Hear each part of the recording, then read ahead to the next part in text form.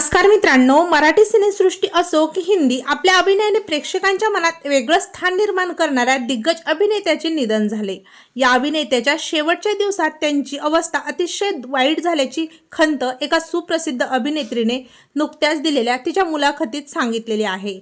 हे अभिनेते दुसरे तिसरे कोणी नसून ज्येष्ठ अभिनेते विक्रम गोखले हे आहेत। विक्रम गोखले यांनी सूर लागू दे या चित्रपटात त्यांची प्रकृती ठीक नसताना काम केलं होतं। या चित्रपटाच्या शूटिंगच्या वेळी त्यांना चालता येणंही अशक्य झालं होतं। ते बसल्यानंतर त्यांचा पाय उचलून बाजूला ठेवावा लागायचा।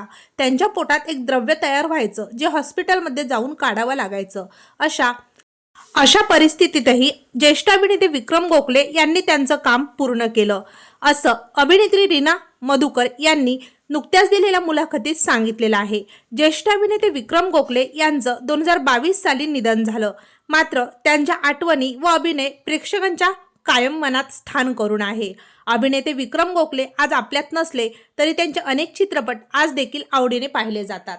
तेव्हा मित्रांनो, आपल्या तारांगण या मराठी यूट्यूब चॅनलतर्फे ज्येष्ठ अभिनेते विक्रम गोखले यांना भावपूर्ण श्रद्धांजली।